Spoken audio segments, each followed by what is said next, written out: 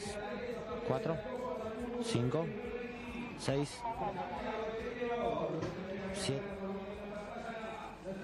9, 10.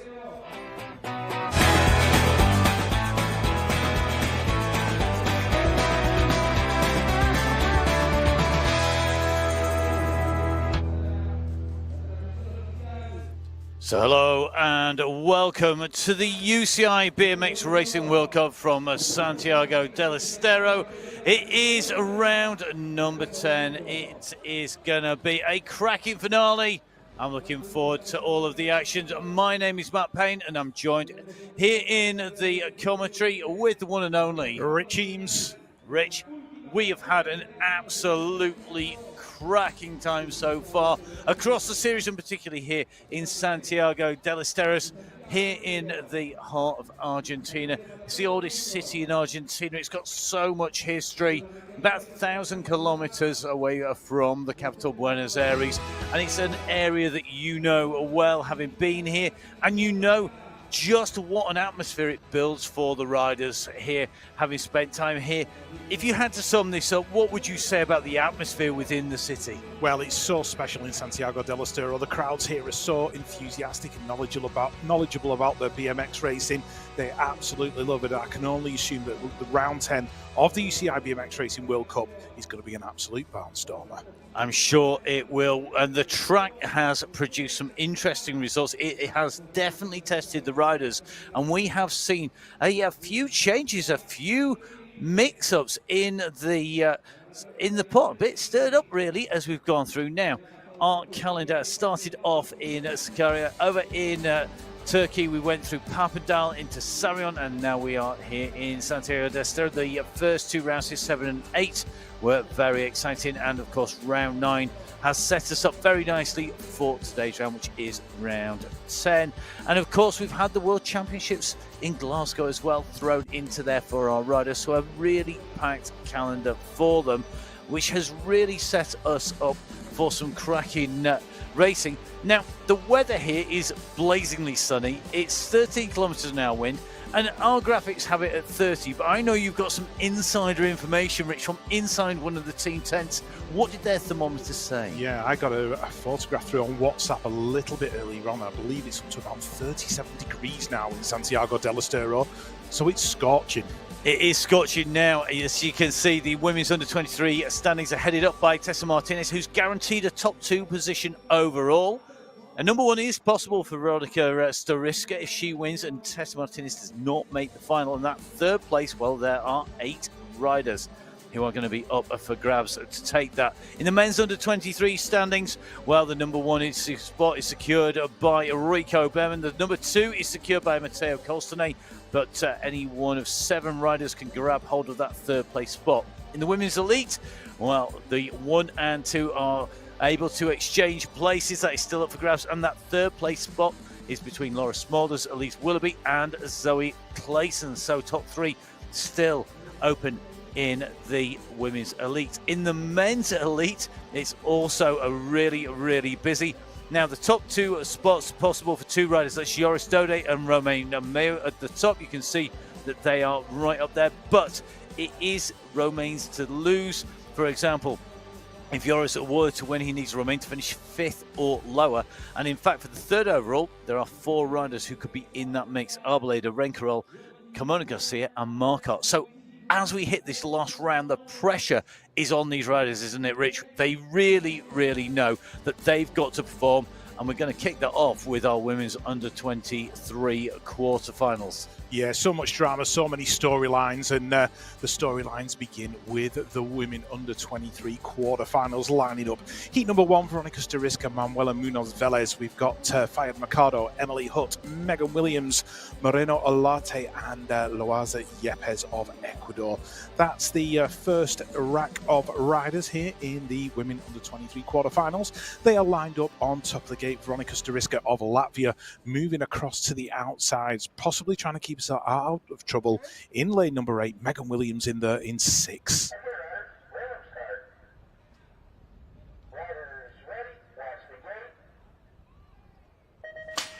So the quarterfinals begin here in Santiago del Estero, round 10 of the UCI BMX Racing World Cup, the last round, round number 10, and in and out of the corner we go. Where is Veronica Starisca? She's back there in 4 at the moment, chasing down the rider from New Zealand. That's Megan Williams. Emily Hutt of Great Britain, she's got a great start in there in that second spot, making a move in the corner. Textbook manoeuvre from Emily Hutt now, working her way into the lead. So Great Britain leading it out. Fayed Mercado back from first into third. Veronica Starisca looking for a way around and down that straight, but Emily Hutt of Great Britain is going to pick up the win in the first of those quarterfinals.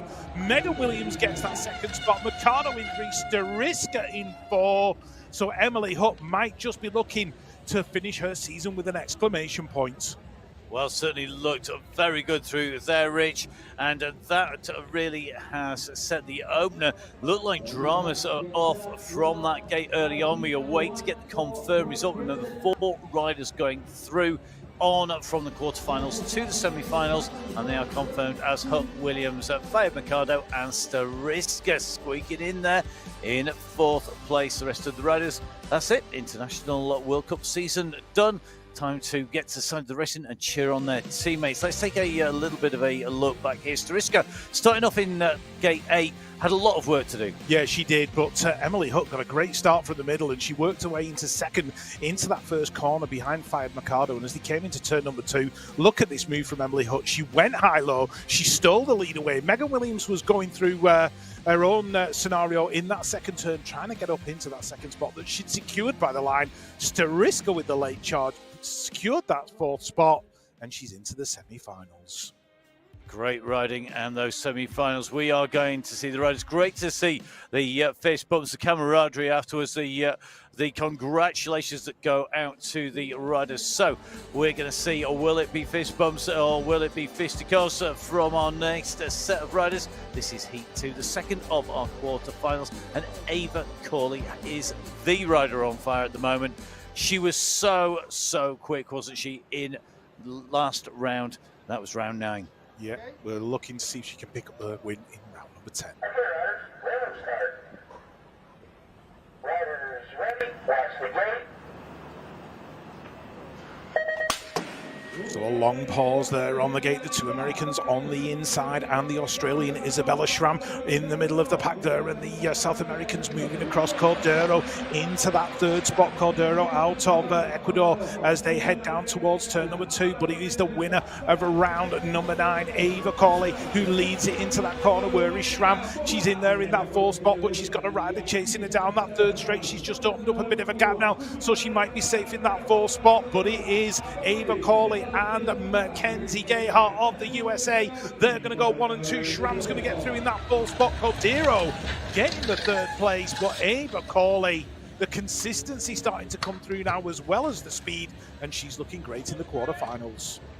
So 2 Americans leading home that quarter-final. Ava Corley and Mackenzie Gayhart, the first 2 riders through, and a relatively straightforward run down here for the 2 Americans. Tucked on the inside, they certainly weren't going to take each other out, but once they got to the front, no real touch in them, and the battle really was all about getting that 4th place, Rich. Yeah, Isabella Schramm was in that 4th spot, and she had a couple of South American riders behind her who were chasing her down the final straight to the line. Corley and Mackenzie Gayhart, aka Skittles, going 1 and 2. Schramm getting the 4th, and you only need to be top 4 to make it to the next round. So our top 4 riders going through, confirmed as Ava Corley, Mackenzie Gayhart, Dominica Mora Cordero, and Isabella Schramm. They will move on to our semi-finals as we move across from Heat 2 to Heat number 3 in the racing in our under-23 women's quarterfinals. And as you can see, we've got the big hit that has really come to the fore. Now we've moved into Santiago del Estero in Isabel May. Yeah, Isabel May of Australia. She got together with Tessa Martinez in round number 9. That ended their days early, but I'm sure she'll learn from that and try to make up for it in this quarterfinal.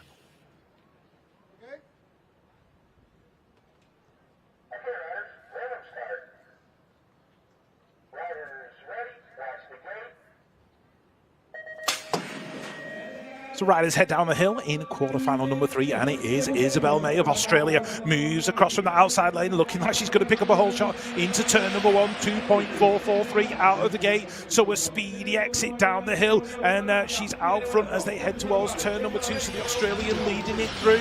That looks like Valerie Vossen, I think, in that 3rd spot, and Tegan Pascal's coming through as well. Pascal in that 3rd position. Where is Kira Murphy? She's back there in 5th now. She's going to have to make a move in the final corner. Dives underneath Vossen. Vossen tries to pull it back. Tegan Pascal in there in 3rd. Looks like Isabel May's going to get it at the line. May takes the win. Vanagas in 2, Pascal in 3, Murphy stealing away that 4th spot from Vossen, and the Belgian will be desperately disappointed with that, I think. Yeah, real drama, and it was boiling all the way through. It just heated up and heated up as we went through. You can just see the riders that came down from that straight. May absolutely flying. She had clear air either side of her, so she was able to really nail that down. But behind, the battle really was on coming into this straight. Yeah, Valerie Vossen was 3rd coming out of turn number 1. She got shuffled back to 4th in that 2nd turn, and then the line that she took in the final corner left the door wide open, let Kira Murphy of Canada through. So some less than favourable line choices by Valerie Vossen, and it's cost her, and she's out in the quarterfinals. So that is her day done, and we are going to get that result confirmed for you now. So here it comes. Heat 3 confirmed. Isabel May taking the win. Murphy in 4th place. Munoz, Vanagas and Pascual sandwiched in between, and Vossen was just getting taken out. A little bit of an issue for Perdomo Geraldo. However, the Colombian did cross the line, so got herself in and through, looking to complete her race, which means we're going to move on to heat number 4, and this contains Tessa Martinez. She is the world champion. She's also the series leader. She is guaranteed a top 2 position, but she needs to make sure she can move through. Basically, she needs to get herself into that final, and that has got to be her mission today, to take away the series win. But she will want to win this overall. Aiko Gomez on the inside in gate 1, also battling for a podium position. Riders ready, watch the gate. So as they leave the gate in the last of the quarterfinals, it's important that Tessa Martinez gets herself out in front early doors. She's got Aiko Gomez right there next to her, who can give her a serious challenge. So Martinez, Gomez going 1 and 2. The Colombian in there in 3. That's going to be Agudelo Medina in that 3rd spot. Layla Walker's making a move now, and she's up into 3rd. So the Colombian back in 4th. Aiko Gomez in there in that 2nd spot, chasing down the rainbow jersey of Tessa Martinez into the final corner. In and out they go. Martinez still leading it through. Gomez, Walker, that's going to be a 1-2-3. Who's going to pick up that 4th spot? Challenge coming as they get to the line. Oh, it was a photo finish. I think Yabuka in there as well. Very, very hectic. Martinez and Gomez definitely confirmed as 1 and 2.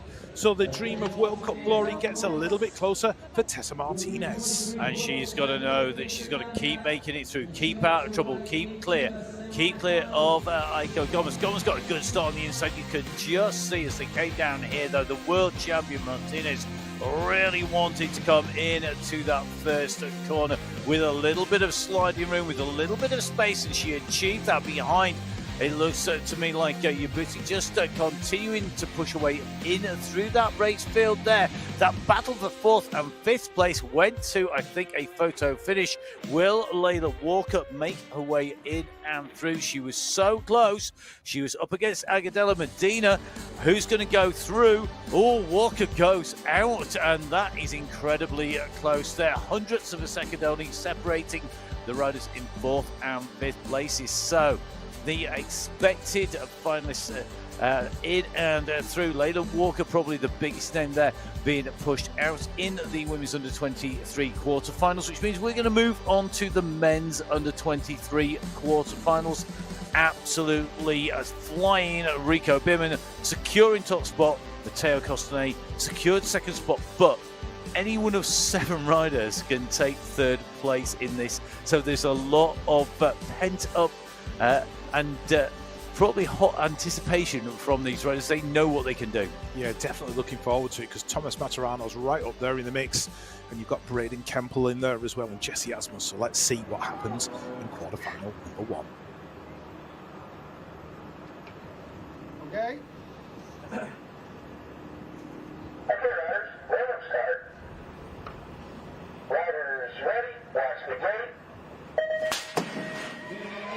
There's 23 in the quarterfinals get underway. Jesse Asmus on the inside. Thomas Matarano charging towards turn number 1, but he's got Salazar Guerrero in there with him, and he takes the lead out turn number 1. Asmus in 2, Radielli in 3. That looks like the Dutch rider Goossens, who's worked his way into 4, so it's all getting mixed up in that second turn. Braden Kempel of the USA on the outside looking in. Guerrero in and out the final corner. Asmus in 2, Matarano in 3. Matarano's going to make it through this quarterfinal. Goossens has done enough to get him through. In for Radielli going out, Kempel out as well.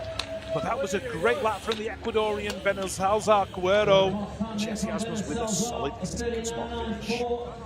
So one of those riders who could be in or could have been in with a mathematical chance of taking away third spot. Marco Radielli taken out of a contention. No stopping Thomas Maturano though as he came through, and we are going to be seeing him as well as Goossens. They are the riders out of this quarterfinal. They're going to be contesting that third place overall if they can make it through.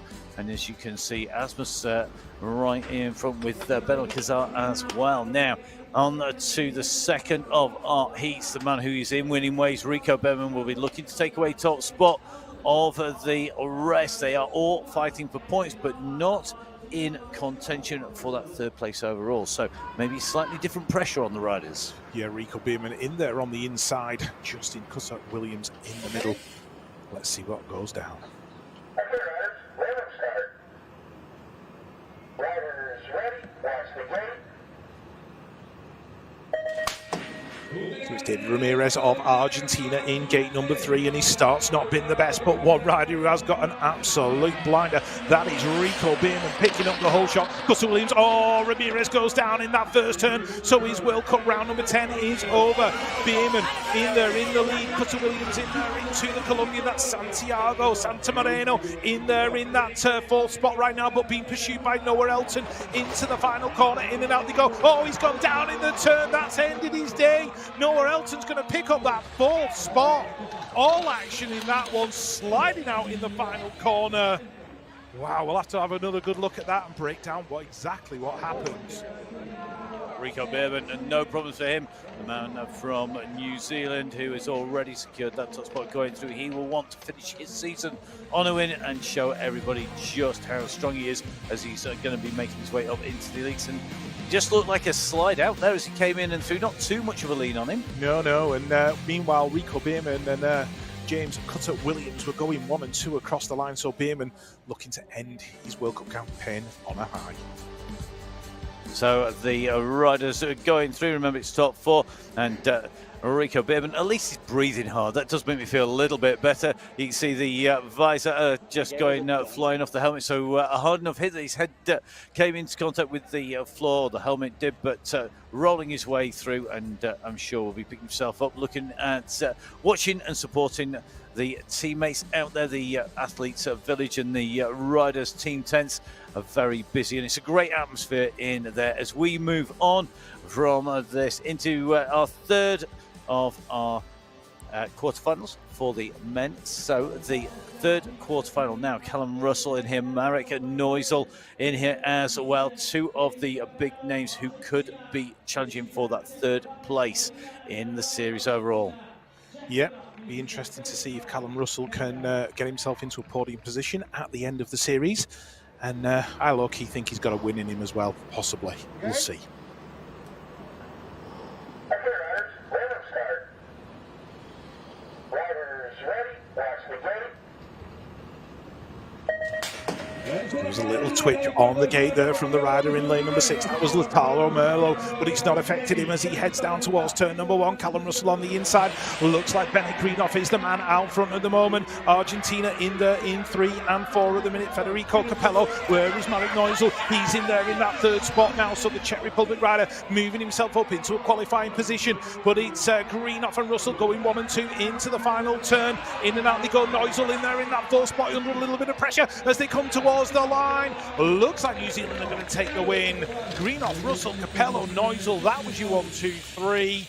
There was a photo finish for that final qualifying spot between Neusel and Greenoff. Be interesting to see how it shakes out.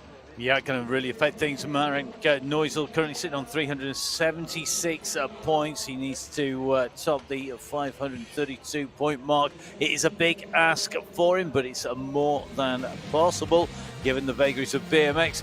And you could just see here, Neusel really lost so much ground on that straight. Yeah, made a little bit of mistake there as he came down through the rhythm section, and it might have just cost him on the line. Let's just see. I think he did enough to take it over Jack Greenoff, but we'll find out when the official results are posted. Well, here they come. Oh, and he scrapes through there by 27 hundredths of a second. Quick bit of maths there, always debatable whether it's going to be right, but I think even I managed to work that one out correctly. So we are going to move on to the final one of our quarterfinals. We have in here Matteo Costantini, the man who's already secured second watch out for Casper Papers, along with Marsalek. They are the riders who are battling in this to take away that third place spot. But of course, everybody wants race victory and everybody's going to give it everything. They're lined up on the gate. Okay, riders, random start. Riders ready, watch the gate. So closest to the camera there, Dylan Tremmell and Renato da Silva of Portugal heading down that first straight, but on the inside as they go towards turn number one. It's a French 1-2. Oh, 1, 2, 3 riders down. Tremmel's hitting the deck, so the Canadian's lap is over. And out front at the minute, Hugo Marsalek, the former European champion, being pursued by Matteo Costantini, who's already finished second in the under-23 series here in the World Cup 2023. So as they go in and out of the corner, looks like the Dutch rider in there as well. The Peeper's going to go through in that third spot. Renato da Silva picks up a top four. Marsalek gets the win, but all the action took place in turn number one. Going to be really interesting to see that back. You could just see that very quick change over the alternative option to changing your seat pins to change your bike completely. Very quick change over as the riders go and make their way back around the track. It's a long way when you've hit the deck, but Dylan Tremmell of Canada making his way around. He's going to get the applause of the crowd as he makes his way in. And I think I saw Santiago Linares Benel as well, but it all went very wrong on the outside. Yeah, it did. They all moved across, the elbows touched. Two riders went down. Tremmell was at the back of it. He had nowhere to go and ended up on the floor as well. Meanwhile, Marsalek and Costantini were having a battle out front. Casper Peepers was in there in 3, and Renato da Silva of Portugal in there in that 4th spot, taking the qualification. He'll go through to the World Cup semi-final. So the 3 riders who had that tango, Franco Maturano, Santiago Linares Bernal, and Dylan Tremmell, they are the riders who are going to be making their way back through, trying to get heeled back up again. And at least it's not going to be too far to head of home. Certainly doesn't look particularly happy, although striding across pretty strongly, so that's always a good sign that not too badly bounced on the floor. So Heat 4 confirmed with Marsalek, Costantini, Pipers and Silva going through on from our quarterfinals, and they'll be going through to the men's under-23 semi-finals.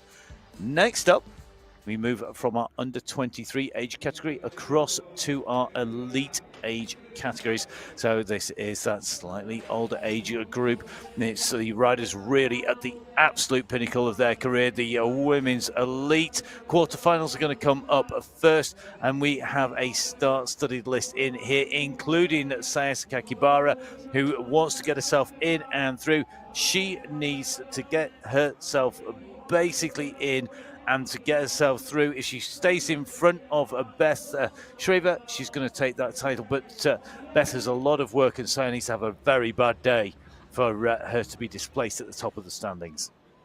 Okay, riders, random start. Riders ready, watch the gate.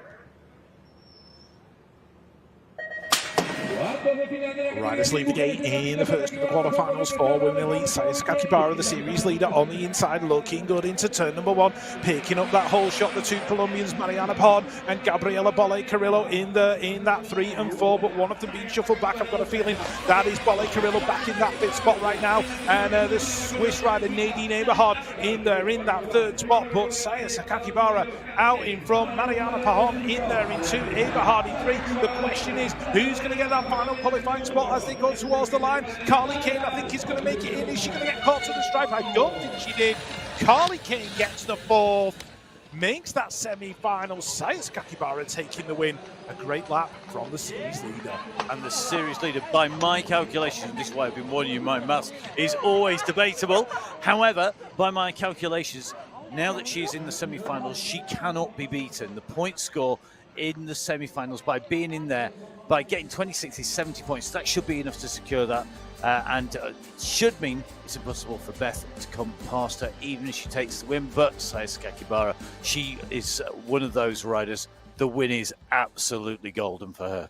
Yep, as we move on to quarterfinal heat 2, Bethany Shriver, Axel Etienne, Delaney Vaughan, Paula Reese Santos, Elise Willoughby, the Olympic silver medalist, Alexis Colby, and Andrea Escobar of Colombia.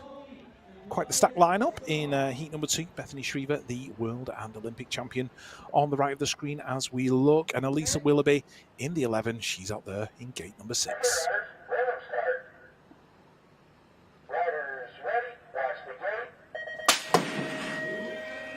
Here we go, quarterfinal number 2, women in the lead. Bethany Shriver on the inside, Axel Etienne in the middle, and here comes Elise Willoughby, who couldn't quite get the whole shot in there in that 2nd spot. So Bethany leading it out now into turn number 2. Who's got that 4th spot? Paula Reese Santos. Look at Axel Etienne looking good in that 3rd spot, just tuck it in behind Elise Willoughby of the Team USA as they head towards the final corner. Beth Shriver now with Great Britain got herself a decent lead, 4 or 5 back lengths as they go down the final straight. Etienne in 3, Paula Reese Santos making a slight mistake. Is she going to hold on for that spot? She is. She's going to get it. Alexis Colby and Delaney Vaughan are out in 5 and 6. Escobar in 7. But Shriver going through with a win. So Bethany Shriver, the Olympic and world champion, goes through. Elise Willoughby, one of the riders who could challenge Laura Smulders for the top 3 spots overall, makes her way up into the semi-finals from the 2nd of our quarter-final heats here as well. So the top 4 riders moving on through from heat 2, and the riders who we expect to see on the podium also doing the same. Now, as we move on to the next of our heats, heat number 3, you can see we've got Meryl Smulders in here, Judy Bow, Peyton Ridenau, Manon Valentino, Elke van Hoof, and Charlotte de Volder. And these riders really racing for their points from this round for the positions outside those top 3. But every point counts to these riders as we move towards the end of the season.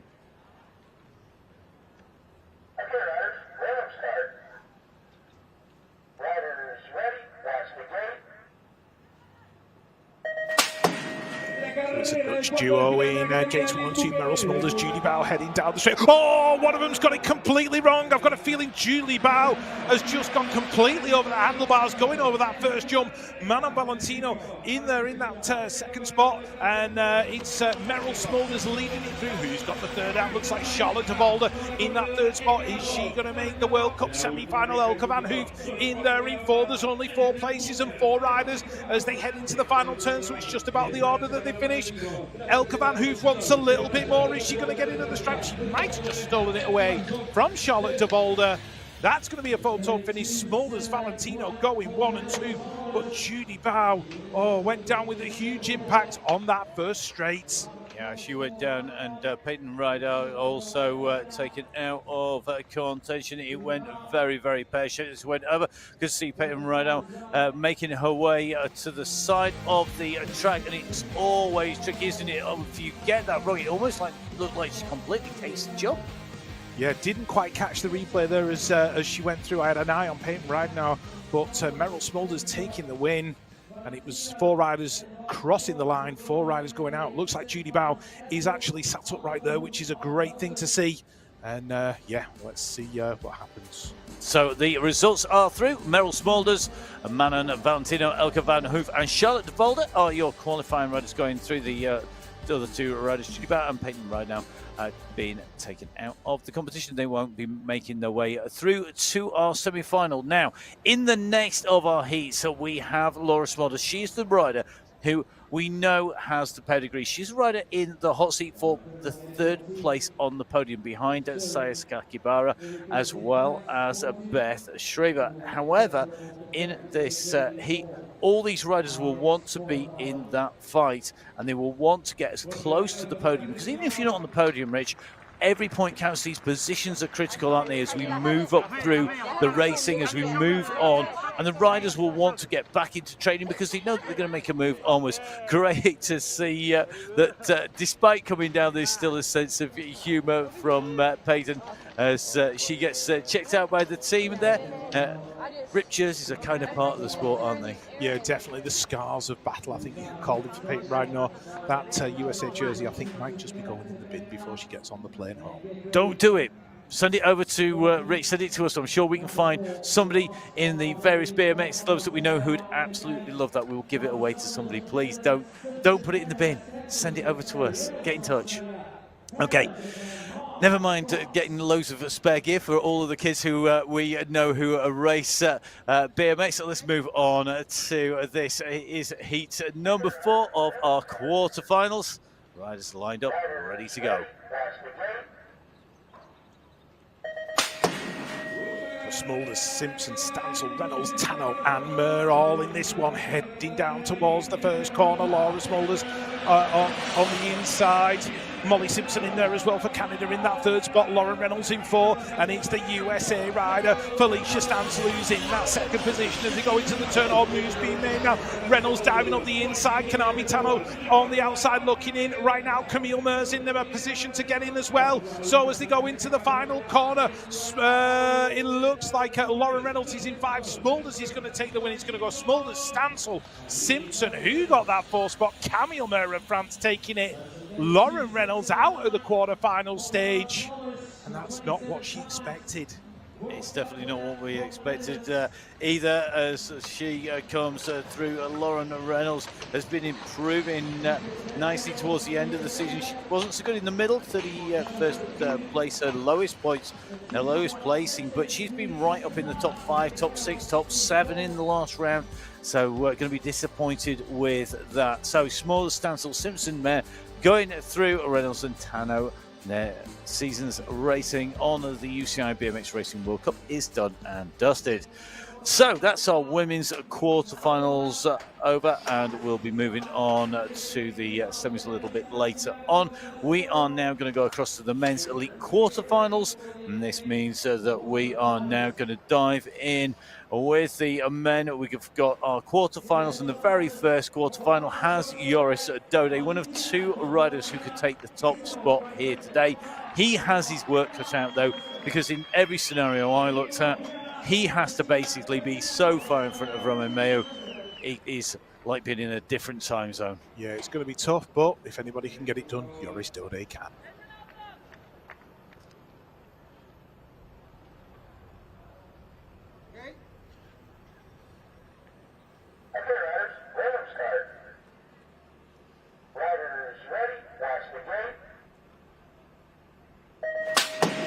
Final number 1 of the mini elite containing Quillan Isidore. He's had 2 finals in rounds number 7 and 8, and he's looking to get into another one here in round number 10. Oh, 2 riders down, one of the Swiss and the Argentinians. I've got a feeling that might have been Cedric Bouty hitting the deck in turn number 1, but Joris Dode is out front. Molina's in there in 2, Quillan Isidore in 3, and that is Renaud Blanc in that 4th spot as they go towards the final corner. Isidore of Great Britain in a qualifying position. Is he going to be able to hold on to the 3rd spot? Made a slight little mistake. Renaud Blanc chasing him down to the line. Who's going to get in the strike? Dode with a win. Molina, Isidore and Blanc with that photo finish. Wypetch Coles of Australia out in 5. Bit of action there on that first straight though. It's absolutely funny, and the pressure really is there, isn't it? You can just sort of see it in the riders on the gate. It's very, very quiet there. It's very, very tense, and this first straight has seen lots of problems. Yep, Cedric Bouty Yeah, not quite sure whether he clipped somebody's back wheel, but it took the 224 of Federico Villegas with him as well. So those two riders, unfortunately, did not finish. But Dode, Molina, Isidore and Renaud Blanc all going through. There it is confirmed. The dream stays alive for Joris Dode and Quillan Isidore, having some sparkling performances here in Santiago del Estero, and he's one step closer to another final. He is indeed. Dode's time, sub 30 seconds, 29-second marker there for Dode, showing that he is still going just as quick. Now, the man, the World Cup winner-elect, is the world champion. That is Roman Mayu. He needs to stay right up in the mix. He needs to finish. Even if Dode wins, he's got to get 5th place or better. He will be up with the win overall, but he'll want to seal it with a win in the round. Nick Kimmin out on the outside. He's come in through the last chance qualifiers, so he's not having a day at the office that he wants. Jeremy Renkerel, one of those riders that can challenge for top 3. Right, one rider missing from the start of quarterfinal. Number 2, Alfredo Campo, missing from the gate, so he's called it a day. But Roman Mayu is leading it into turn number 1. The world champion with the rainbow stripes out there in front. Justin Kimmin going through in that 3rd spot. Mitchell Schopman and Jamie O'Brink. So the Dutch are 2, 3 and 4 at the moment. Kimmin gets shuffled back a little bit, and here comes Jamie O'Brink in that 2nd spot. Mitchell Schopman in there 4th as they go in and out of the corner. The Dutch going really well in this one. Looks like Renkerel might be going out. Mayu gets in there. I think the Dutch went 2, 3 and 4. Renkerel out in 5. Big shocks for the French rider, but joy for the Dutch in that particular quarterfinal.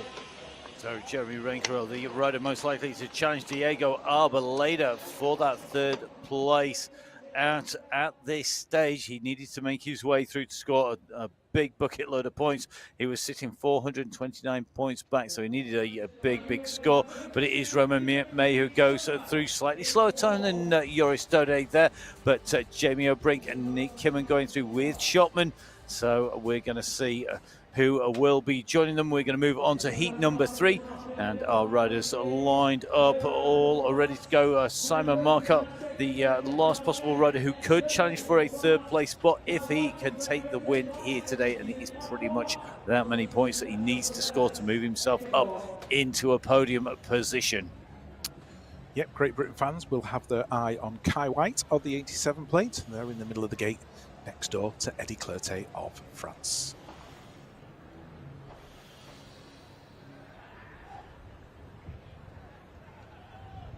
Okay, riders, random start. Riders ready, watch the gate. The winner of round number 9, Cameron Wood of the USA in gate number 2. Will he win round number 10 as well? He's got to get through this quarterfinal first as they go into the turn. He started well, he's picked up the whole shot. Looks like the 179 of Simon Marcotte in there in that 2nd position. The French are 3 and 4. Where is Kai White of Great Britain? He's back there in 6 now. He's got to bring those legendary track skills to get himself through into a top 4 position. He's up into 5. Can he make it happen down the final straight? He's been pushed by Cameron Wood, being overtaken by Eddie Clertet. Who's going to get into the straight? Clertet gets it. Did Kai White get in? He did. Right at the very end, Wood and Marcotte with a photo finish, but Kai White's track skills paying dividends once again. So when we talk about those track skills, Rich, we're talking about the ability to push through and to use the track to actually make you go quicker, rather than just necessarily your actual pure pedaling power. And that's something that really can pay off. Yeah, Kai White's got supreme speed generation skills off the back of jumps, because he was back there in about 6 at that point. You can just see as he comes through, picking up every single ounce of momentum he can get off the backside of those jumps, making some smart choices as he came out of the turn. He did enough to go through in that 4th spot, and Simba Darnand might have been the unlucky guy in 5th. Well, we await the confirmed result, and great rider there by Eddie Clertet. He was absolutely flying. He was right in the mix and then pushed it in towards the Eddie Clertet from Wood, Marcotte and White in that order, with Danard Garoyan as well as Castro Savelos and Bias out. Garoyan, probably the rider that we wouldn't have expected to see there, but he did have a tough day at round 9. Now, on to the fourth of our heats, and the big riders in here who are in the hunt. Arboleda is the man whose third place is in jeopardy. He didn't ride the last round. He's back this time round, but he's got a very tough heat here. Okay, riders, random start. Riders ready, watch the gate. For Great Britain have got Ross Cullen on the inside in gate number 1. Paddy Sharrock's out there in gate 6. Oh, it's getting very tasty in the middle of the pack as they head towards that first turn, but looks like Arboleda is picking up the whole shot. Arboleda, Cullen, Paddy Sharrock's been forced off track, so he's done. He was fourth into the turn, but didn't come out of it. Cullen's looking good at the moment. That looks like the 1494, of Gil Brunner from the Swiss team, who's in there in that final qualification position, in and out the final turn. Arboleda, Cullen, gonna go 1 and 2 in the stripe. Looks like Ramirez is going to pick up the 3, Brunner for the 4. Paddy Sharrock got a great start. Unfortunately, it all went wrong coming out of that first turn, and he'll be bitterly disappointed with that. So good to get a good start. Arboleda, he wasn't the fastest away there in many ways. He was on the second spot, but he pushed nicely through, didn't he? Because it didn't seem to me that Cullen got the start that maybe we would have expected. But just looking at Paddy Sharrock, he got the slightest of nudges off Gil Brunner, and it was enough to force him off the first turn. The foot came out of the pedal, and that was that. Ross Cullen didn't get the greatest of starts, but worked himself into that second spot. Ramirez was in there in 3, and Brunner, after the clash with Sharrock, in there in 4. So that is the last of our men's elite quarterfinals done and dusted, with Arboleda leading the way from Cullen, Ramirez and Brunner. They are our qualifiers. Paddy Sharrock out there. The only did not finish in that heat, but no hit in the deck for him. So that means that he can get himself fired up and ready for next season. Once we have got to the end of this one, we're going to move on to our under-23 women's semi-finals. And this is where it really does start to come to a head as we see those big favourites coming together. Ava Courtley in here with Hupp, May, Yabuti, Williams, Stariska, Munoz Venegas and Kira Murphy. Now remember, of course, that Stariska's really on that hunt for points. She's looking for the top spot to maximise points, but Ava Courtley is looking unstoppable. Yeah, she's looking really good. She's in there in gate number 1. Gate number 2 on the 506. Out of Great Britain, the fans will be cheering her on. It's Emily Hutt. Gate 3 on the 511 plate. Out of Japan, it's Chui Yabuta. Gate 4 on the 518 plate. Out of Colombia, Valentina Munoz Venegas. Gate 5, the 501. The Latvian powerhouse, it's Veronika Stariska. On the 503, in gate number 6 for New Zealand, all smiles, it's Megan Williams. Gate 7, the 517 from Canada, Kira Murphy. And lane number 8, been an absolute revelation here at the World Cup rounds from Australia. All smiles, she's hyped and ready to go, Isabel May. So the first of the semi-finals for women under 23, lined up and ready to go.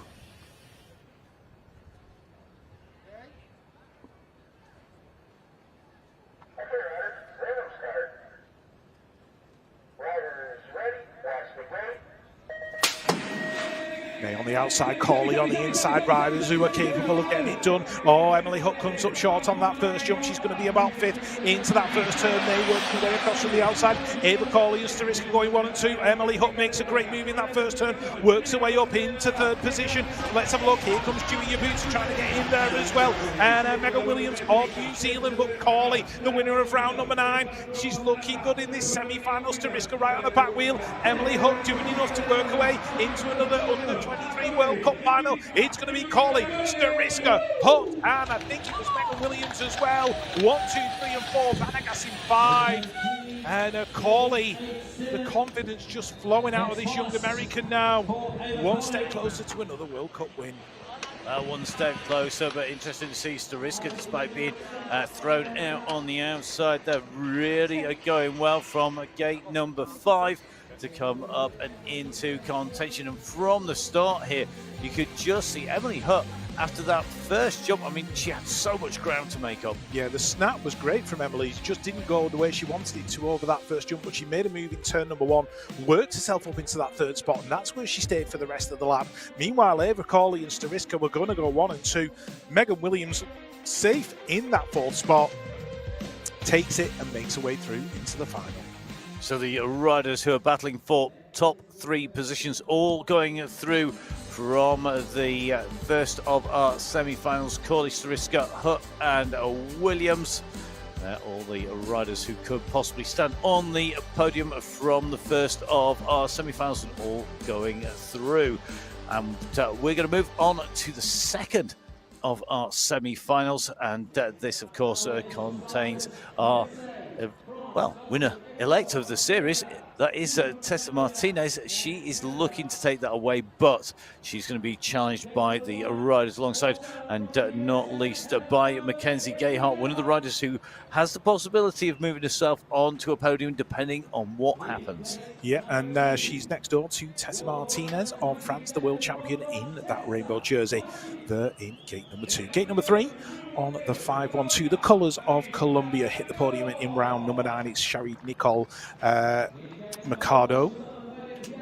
5-0-5, the familiar colours of Belgium, also made the podium in round 9. It's Aiko Gomez. 5-1-4, Ecuador, all smiles, Dominica Moracadero.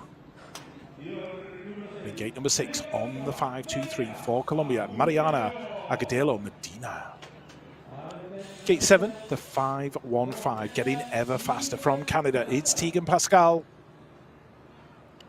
And gate 8 on the outside for Australia, Isabella Schramm. So the second of the women under 23 semi-finals, round 10 of the UCI BMX Racing World Cup about to go.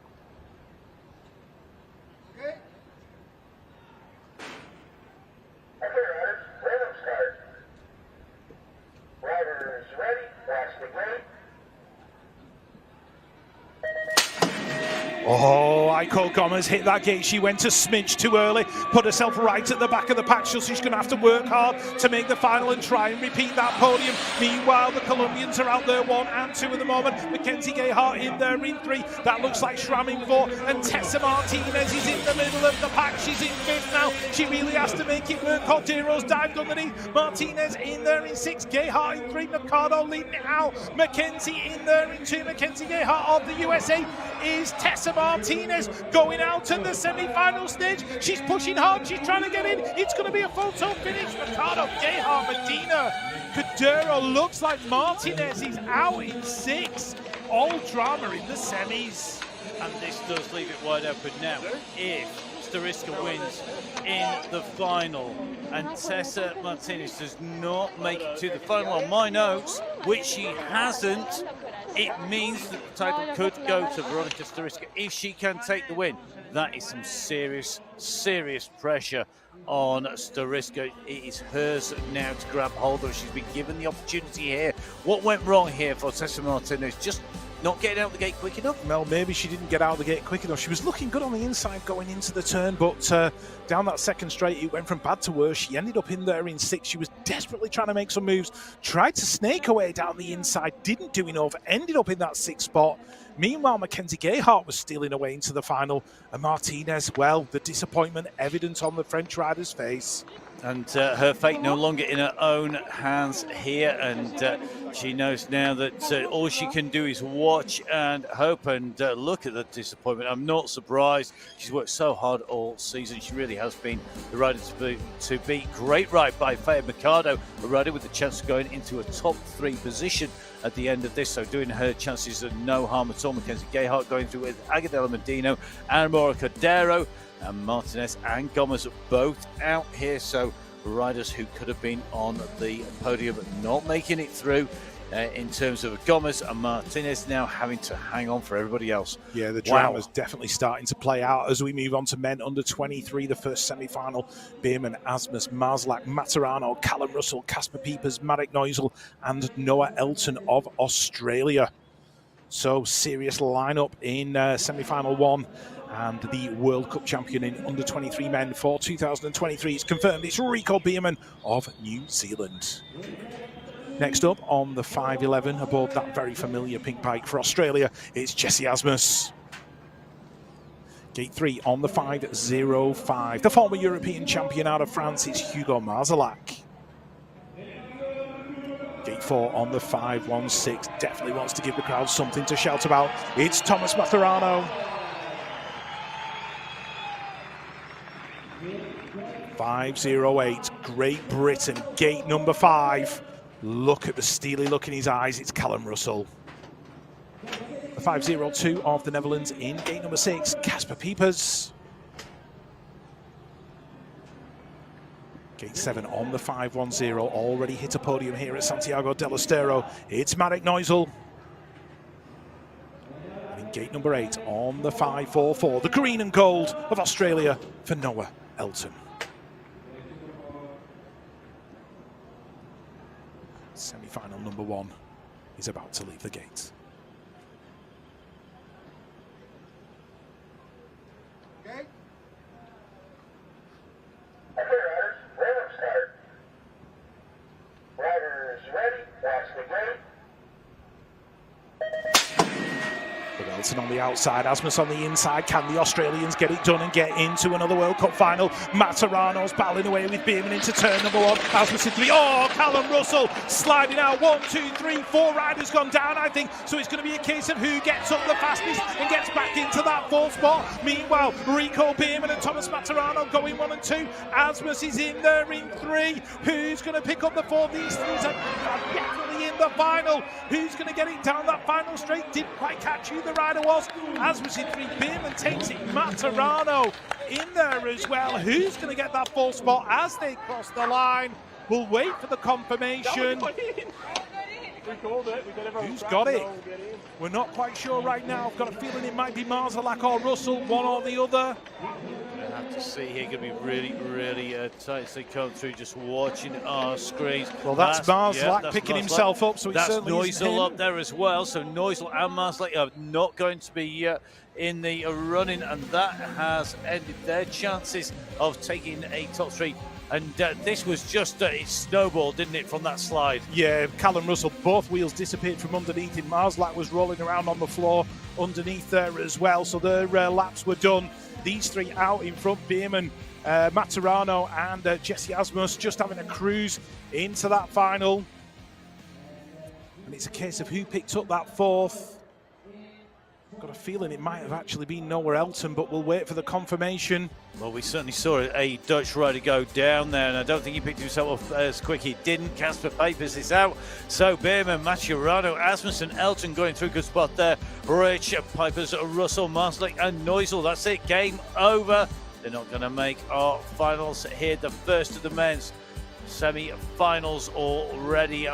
With some serious race actions. We move on to the second of our semi-finals. Cole's today in here. He's secure. Doesn't matter what he does, but Tim Goossens will be wanting to push himself right up. He knows that the chances have just increased. If he can make it through into the semi-finals, he could challenge Maturano for that 3rd place position.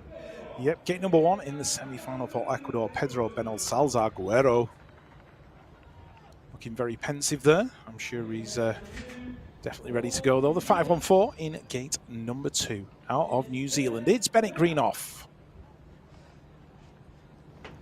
Gate 3, the 5.01, the bright colours, the smile, and everything that goes with it from Matteo Colsone. On the 5.17 for Team USA. My wildcard pick here, I think, in this under-23 class, James Cutter-Williams. The 5.12, gate number 5 for Argentina. Listen to the roar for Federico Capello. Gate 6 on the 5.28, also out of Argentina. It's a Fermin Stoppa.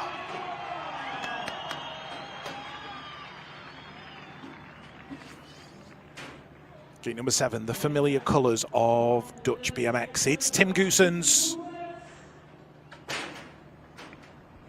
Gate number 8, on the outside, out of Portugal, Renato da Silva.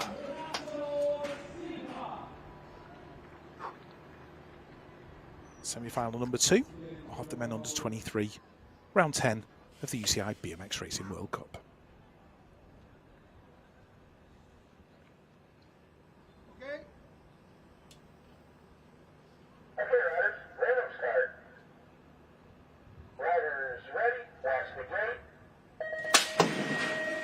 Williams of the USA in the middle, looking like he got a good snap. Renato da Silva on the outside, but the man leading it into turn number 1 is Mateo Colsone, but he's got some pressure from the Ecuadorian. Benel Salazar in there as well. Goossens in 3, Greenoff in 4. That looks like Capello in there in 5. Mateo Colsone still in control as they head down the 3rd straight. Da Silva in the mix as well, and here comes Cutter Williams looking for a spot. He's going to have to make a serious move in that final corner. Oh, one rider hits the deck. I've got a feeling it was Greenoff who's gone down. Who's going to get it at the line? Colsone gets it, Goossens in there in 2.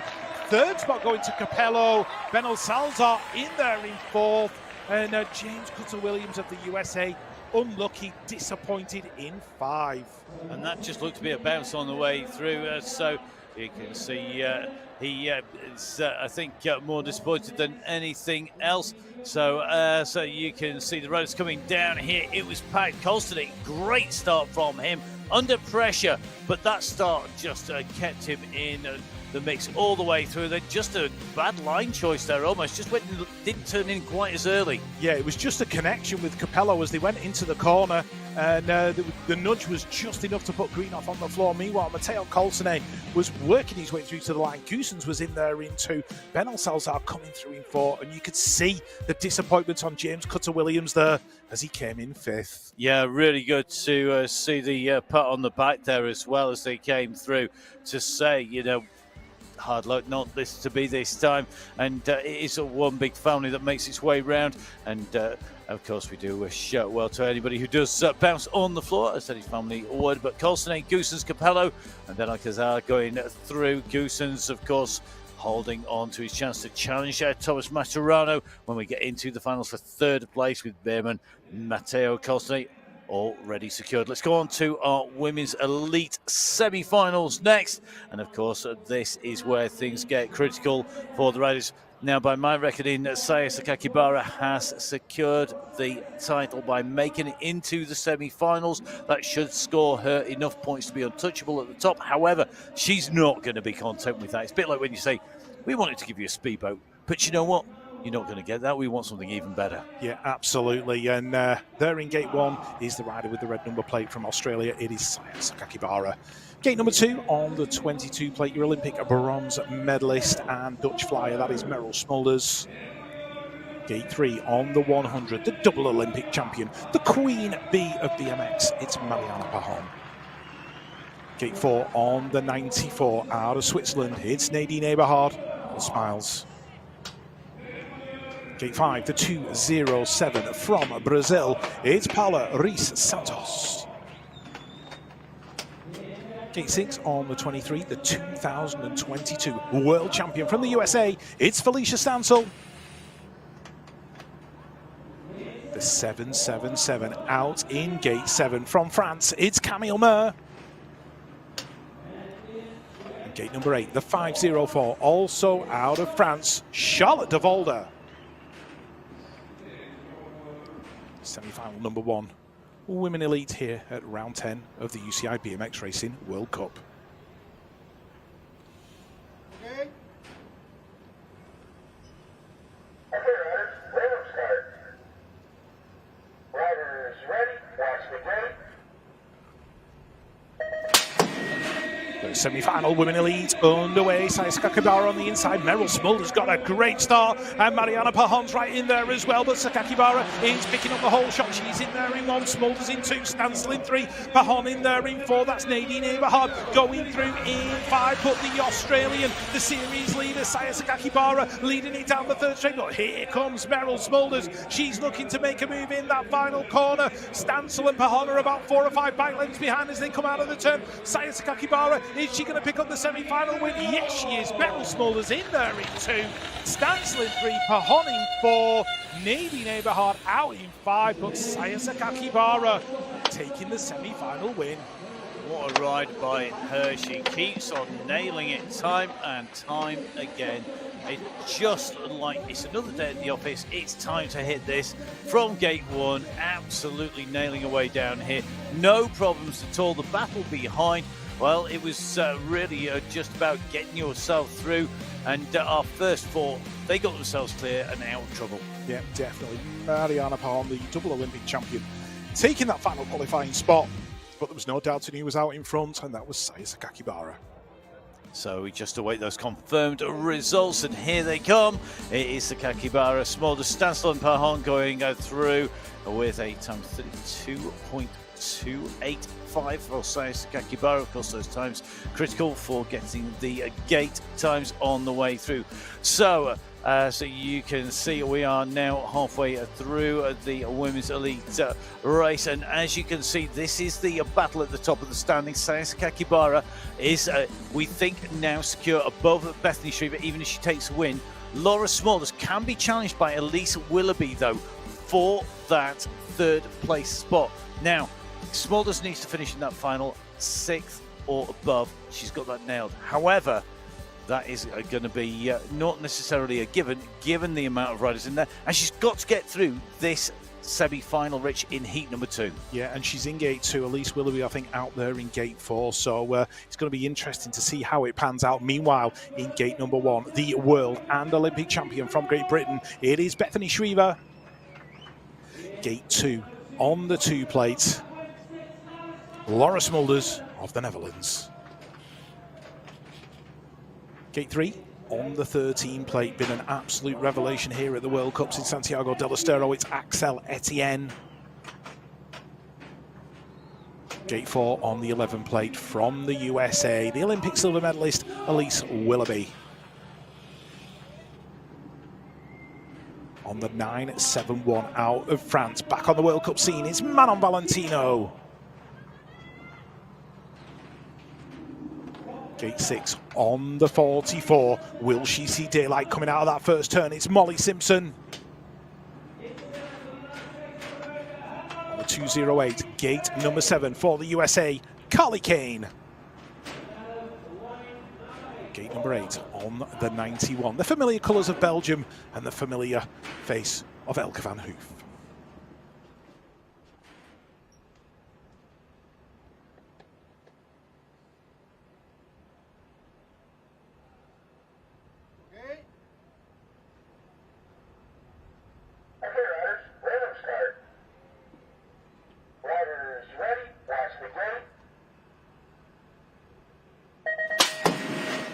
Shriver, Smulders, Willoughby, Etienne, so much power going down that straight. Oh, Elise Willoughby completely sideways and managed to hold on to it. Going into turn number 1, Bethany Shriver just nearly crashes into a back wheel, but she's back there in 2. Here comes Smulders in 3, Axel Etienne in 4. That looks like Carly Kane in there in 5, but Elise Willoughby on the 11, the 10-time USA BMX Pro Champion. She wanted that one, and she's let it in and out of all 3 turns as they come down towards the finish line. It's going to be Smulders battling with her. Oh, I think Elise nicked it at the line.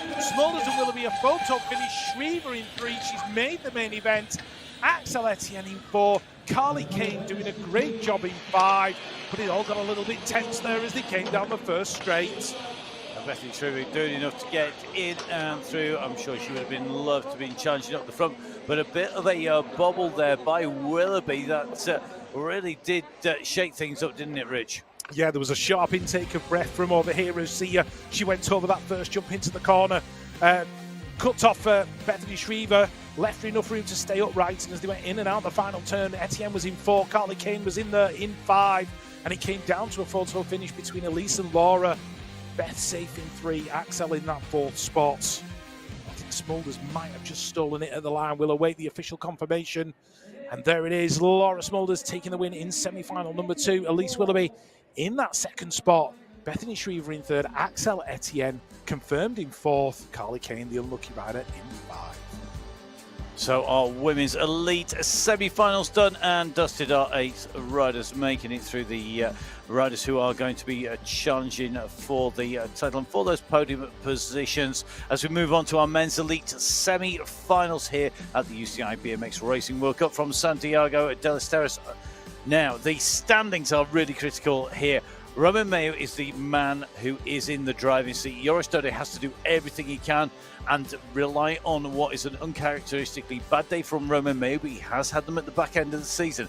Arboleda will be looking to secure that 3rd place, and the only rider left who can take it away from him is Simon Marcotte, so he needs to finish in front of him and, of course, make it in and through to our finals.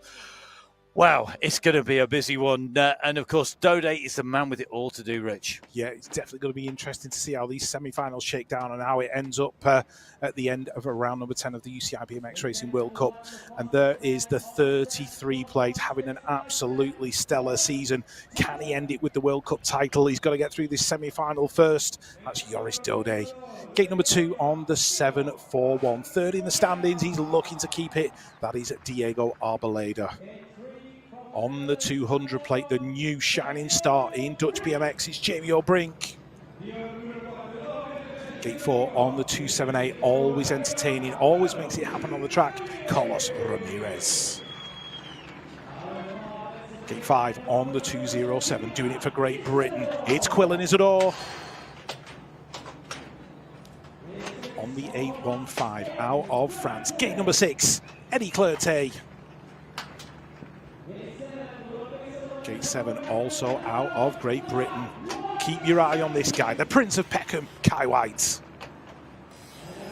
And on the 494 on the outside, gate number 8 from Switzerland, Gil Brunner. So the first semi-final ready to go. It's going to be all action.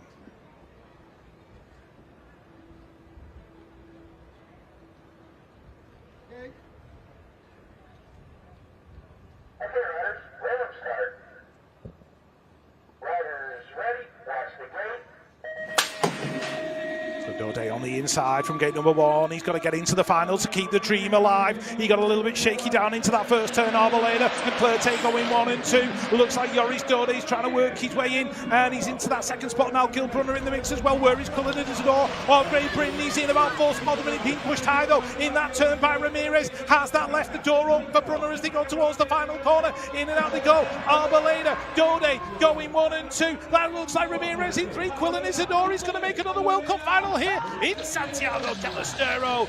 Dode, Arboleda, Isidore, Ramirez getting in there. Brunner out in 5, Brink in 6. Wow, what a semi-final. But I'd be interested to look at that first straight again and just see what happened with Joris Dode. He's right there on the inside. Now just went across that white line just that little bit. I'm wondering if anything's going to be said about that. He's had that incident once before here in a World Cup round. Arboleda in and out the turn. Dode was behind him. And as they went towards the line, Ramirez going through, Isidore as well. But it'll be interesting to see what the confirmed result will be. We'll have to see what the commentators say. Dode straight away back in here. You can see that towel around his neck. He's going to be trying to keep as cool as he can whilst he awaits that confirming. He'll have his fingers crossed. It is confirmed. Joris Dode goes through at the head, so the dream is alive for him. Whether he'll be singing from the highlights, we will see, because, of course, he has got to see what happens to Roman Mayo. Arboleda doing everything right to get himself up there, and Isidore and Ramirez yet again going into a final, pushing the rest out of the competition. So part 1 of our men's semi-finals is done and dusted. On to part 2. We are going to see a really stacked field because, of course, Roman Mayo is the man who should be able to take away the title. However, he's got to take it away against some really class acts, not least of which is Cameron Wood, who is flying last round. Simon Marcotte, he has to get himself through. If he drops out now, Arboleda will seal himself that 3rd place spot. So lots of pressure on some absolutely class riders. Yeah, gate number 1 in lane number 1, the world champion. Is he going to be able to add the World Cup title to his list? It's Roman Mayo. Gate 2 on the 215 out of Argentina. He's come close already. He's won here before. It's Gonzalo Molina. Gate number 3 on the 6 plate out of Great Britain. Poised and ready to go. It's Ross Cullen. Gate 4 on the 373. Absolute style on a BMX bike. It's Renaud Blanc. On the 959 from the Netherlands, came so close to making the final in round 9. Can he do it in round 10? It's Mitchell Shotman. On the 12 plate from the USA, the winner of round number 9, it's Cameron Wood. Gate 7 on the 179, the 2022 world champion, Simon Marquardt. And on the outside, on the 313 plate, the European champion, the Olympic champion from the Netherlands, Niek Kimmen. So here we go, the second of the Men Elite semi-finals. The drama continues to build.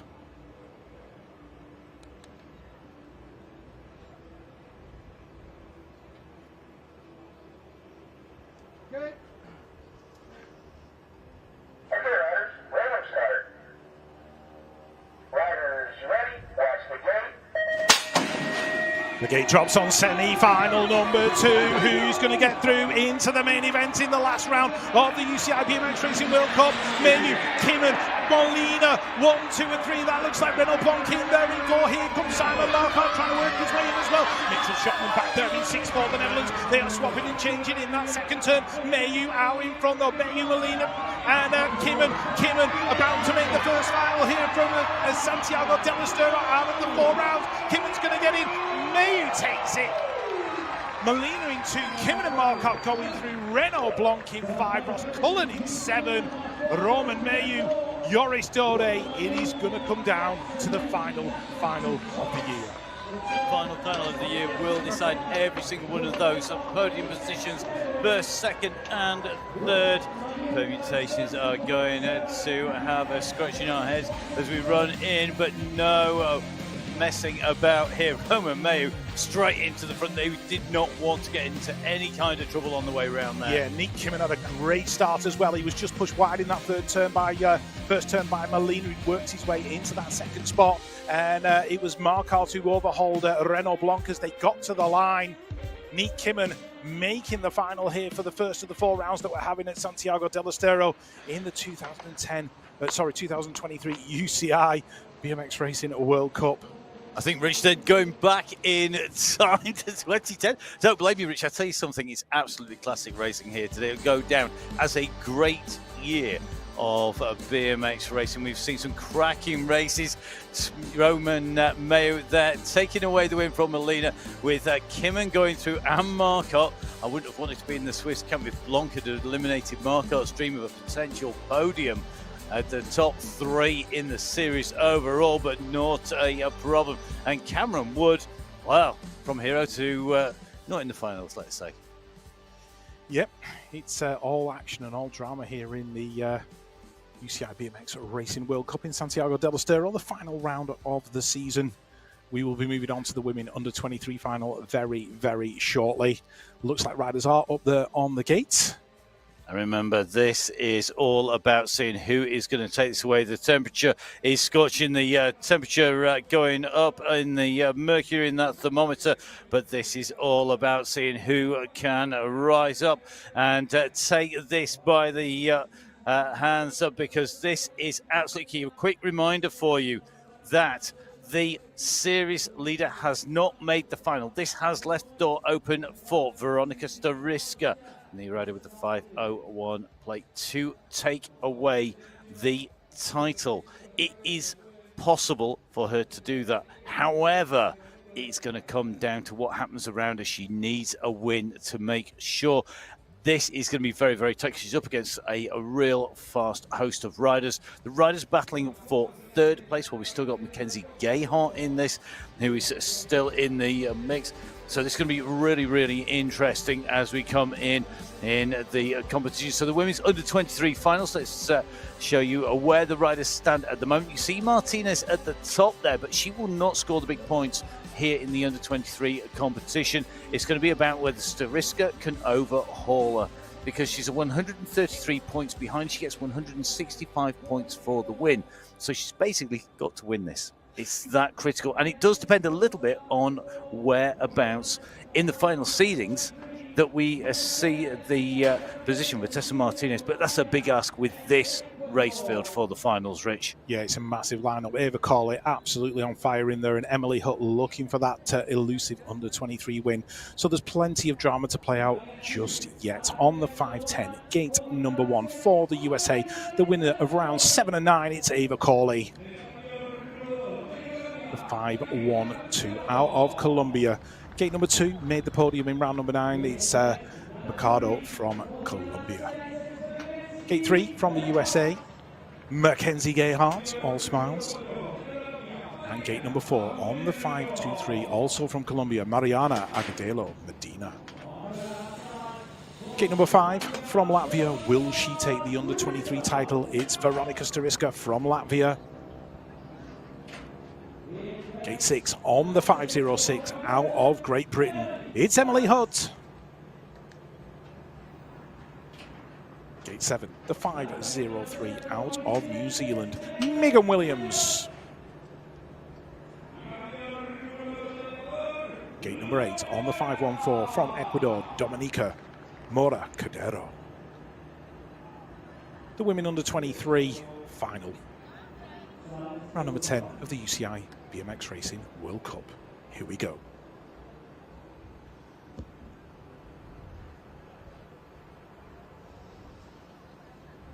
Okay, riders, random start. Riders ready, watch the gate.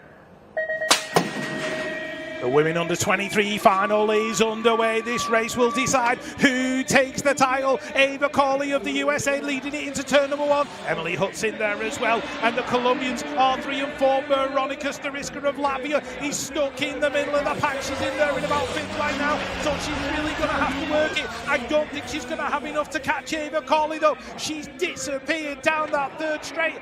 Out in front, the American absolutely flying. One rider goes down on that 3rd straight. Ava Corley is going to make it her 3rd World Cup win. Job done for Ava Corley. Where did Veronika Stariska end up? It's 7th, and we're wondering how that will affect the final standings and who is the World Cup champion.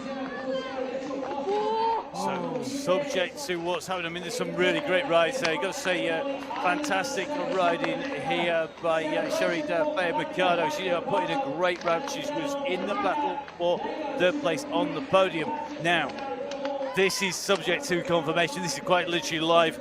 And I make it that we are going to have Tessa Martinez, in theory, leading from Veronika Stariska. And I think, subject to how the rest of the riders have done, it could well be that Ava Corley, with that win, has pushed herself up into 3rd place and a podium position in this series overall, with basically blitzing the end of the season. Well, look at the speed as she came down the hill. She got perfect backside on that first jump, opened up the turbochargers, led into turn number 1. It was Mackenzie Gayhart of the USA who took the tumble as they went down that 3rd straight. She got it completely and totally wrong. That was a heavy hit for Mackenzie. I hope she's okay. But meanwhile, Ava Corley was taking the win. The Colombians were right behind there as well, and I think Emily Hutt's worked her way into the top 4. Stariska in there in 7, so it all comes down to the points, the maths, the permutations. But look at Ava Corley. Never made a World Cup final before this, and by the end of the season, she's got 3 World Cup wins. That girl, she's got a bright future in front of her. So getting the congratulations from team members, getting ready for a post-race interview as well. Ava Corley of the USA. So certainly a star in the making. A star in the making, and the future of the USA Racing at BMX is looking bright. Let's see the confirmed result first of all.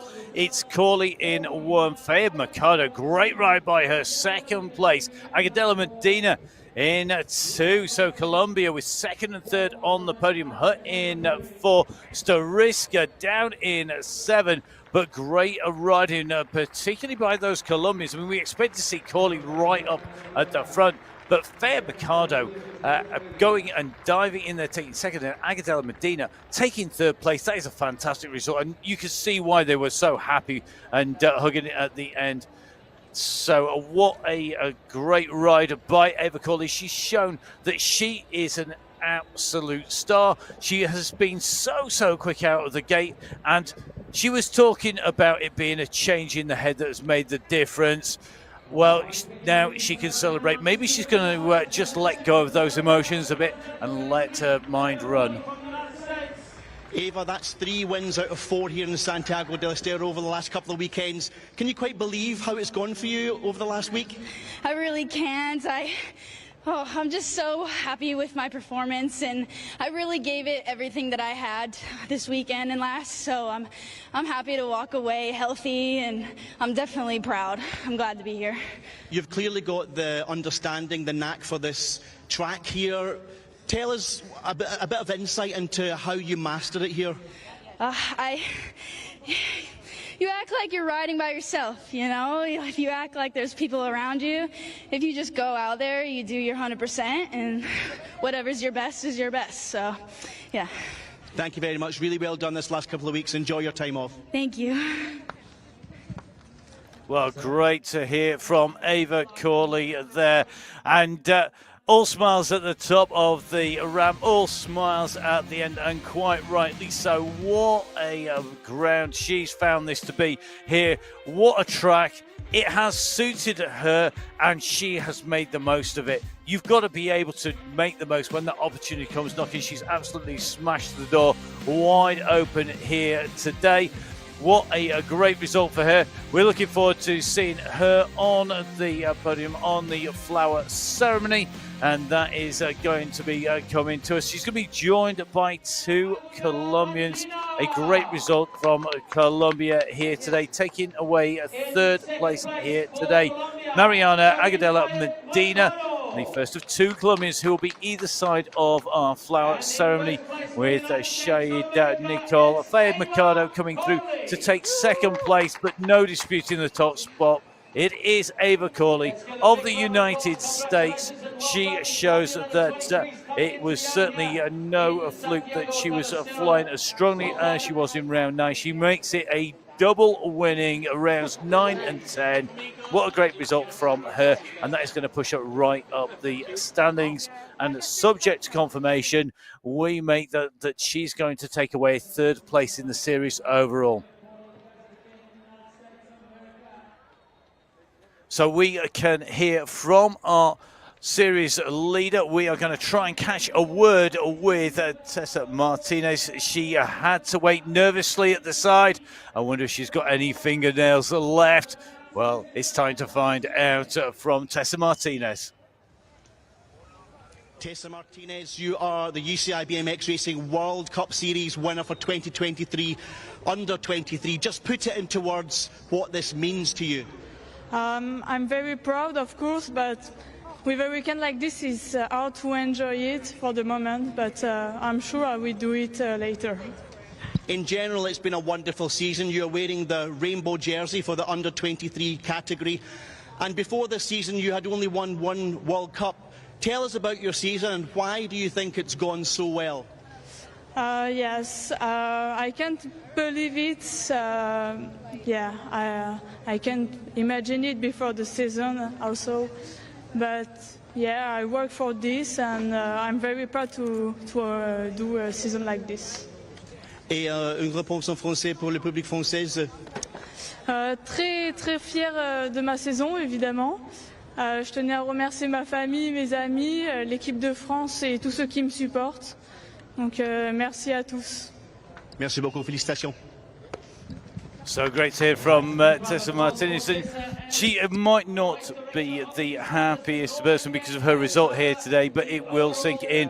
She's presented by our UCI official here with the trophy, that #1 in the women's under 23 competition. She is your World Cup winner after our rounds are complete in the under 23 competition. And the standings come up. It is Martinez taking the win from Stariska, then Ava Corley with that winning double round at the end, pushing herself up into third place. Bissing going down to fourth, and showing Nicole Fair-Mercado going ahead of Emily Hutt up into a top 5 position for Colombia, courtesy of some great riding here on the Santiago del Estero track. Under 23 women has been an absolute blast, hasn't it? And great results. Yeah, it's been so good. Ava Corley putting in that sparkling performance, working way up into the top 3 in her first season as an under 23 rider.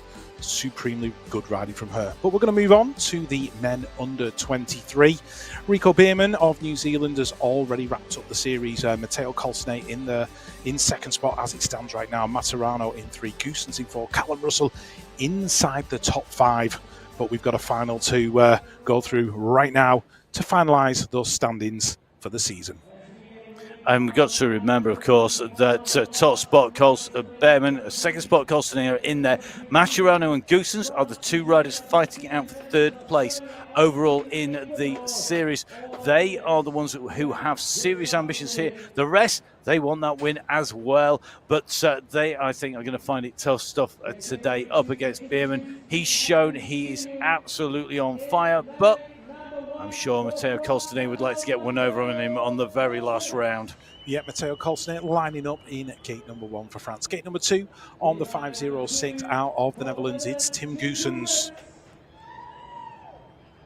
Gate number 3, right next door, the 500, the 2023 World Cup champion from New Zealand, it's Rico Bierman.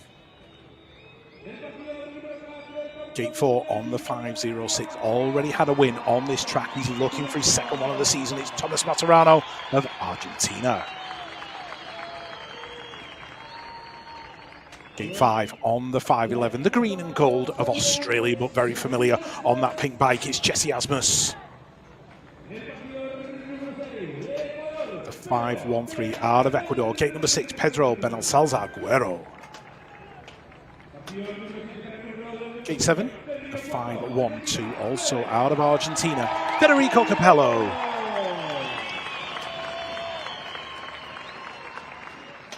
And gate number 8 on the outside, the 544 for Australia, it's Noah Elton.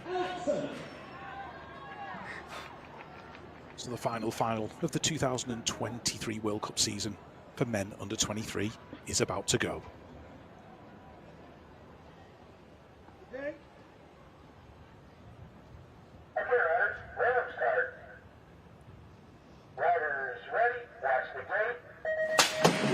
The final is go. Will it be Colsonnet? Will it be Bierman? Will it be somebody else entirely? As we head towards the first turn, the World Cup champion Rico Bierman's got his nose out in front. Matteo Colsonnet right there behind him. But it looks like the Dutch rider's worked his way in as well. That's going to be Tim Goosens in that second spot. Here comes Jesse Asmus round the outside. Colsonnet is going underneath. Capello's in there in that 5th spot. And Maturano in there as well, trying to get in that final corner. In and out we go. It looks like Bierman's walked away with it. Bierman's going to take the win. Who's going to get the 2? Colsonnet. Colsonnet gets the 2. Goosens for 3. Asmus, Capello, Benalcázar, Maturano. It's a 4-way photo finish. Wow, wow, wow.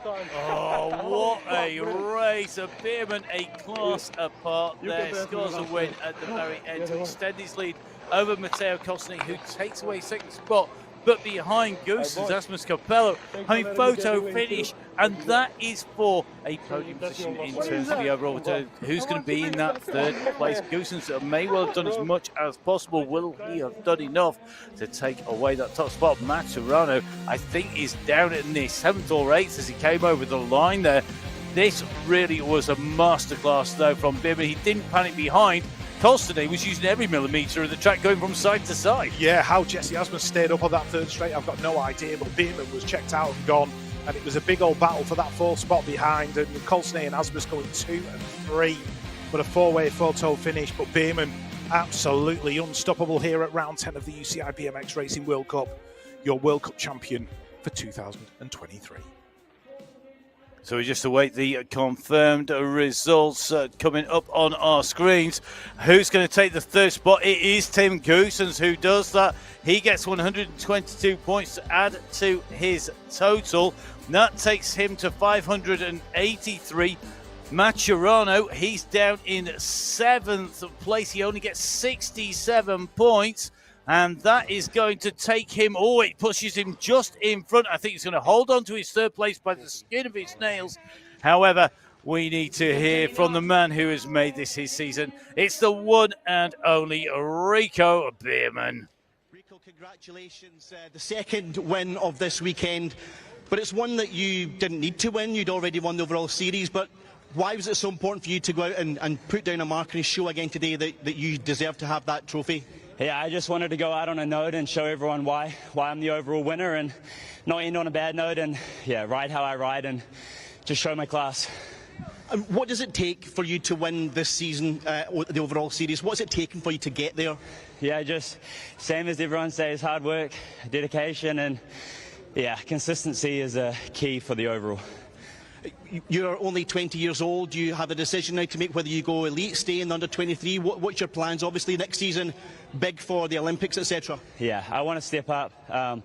Obviously, I want to compete with the older boys, and under 23 is just a stepping stone. But yeah, I'm happy with the year, and I'm ready to move up and try and make a show up there. Rico, many congratulations. You've got a trophy to get now. Yeah, thank you very much. So Rico Bierman taking away the win. He had the series overall secured at the end of round 9. He gets the handshakes and the trophy as the number 1. And great to see him all smiles at the end of the season. He said he wanted to take the season out on a winning show, just why he was the winner. Well, he's managed to let his legs do as much talking as he has by flashing past us in the traditional black and white, or the white and black reverse of New Zealand. So here we are, men's under 23 standings. It is a Bierman in 1, Colston in 2 confirmed. Mascherano holding on to take the third place from Tim Goosens. Good riding by Russell, Pipers, Marslick and Radielli to stay inside the top 8. So let's see our top 3 in the race today, because our riders are going to be lined up for the flower ceremony.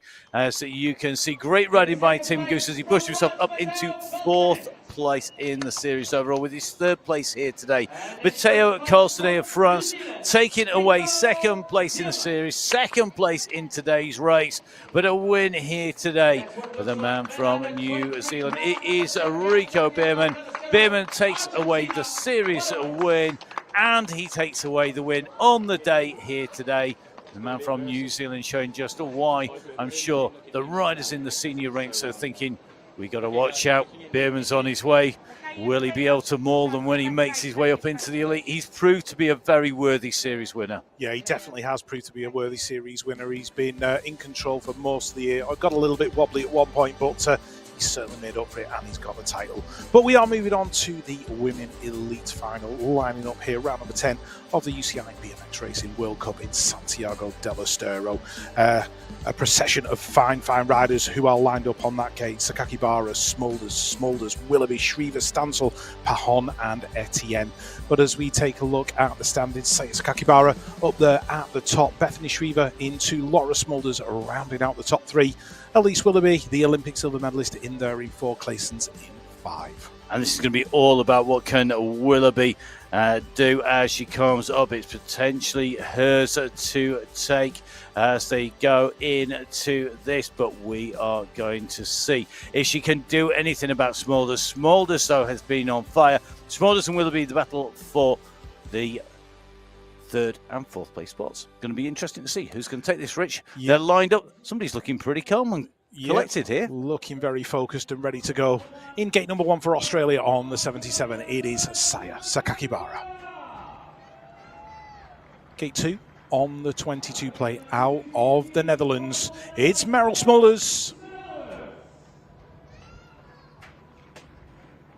Gate 3 on the 2 plate, the other half of the Smulders duo, it's Laura Smulders. Gate 4 on the 11 plate for Team USA, poised and ready, Elise Willoughby. Gate 5 on the 1 plate, the world champion, the Olympic champion, always a threat at any given moment, it's Bethany Shriver. Gate 6 on the 100, the double Olympic champion. Listen to the reception for Mariana Pajon.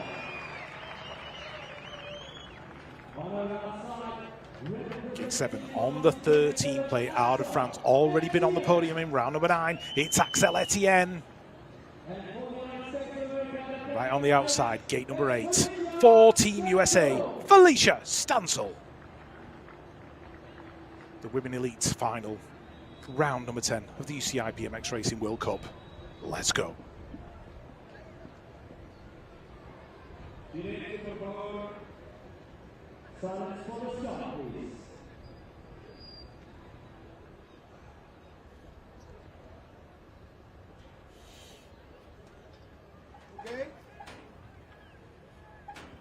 Okay, riders, rhythm start. Riders ready, watch the gate.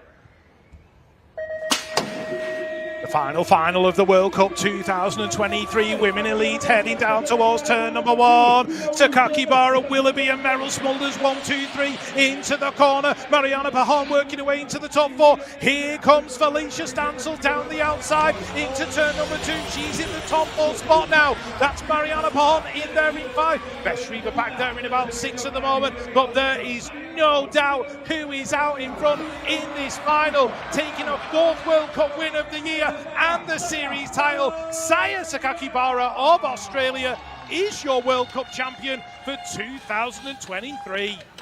She takes it out with a win, confirming that title is in no doubt at all. She had the beating of all of the field by some margin. Great to see Bethany Schraver congratulating Saya Sakakibara, who makes her way up. She's going to say a big thank you to the crowd here in Argentina at Santiago del Estero.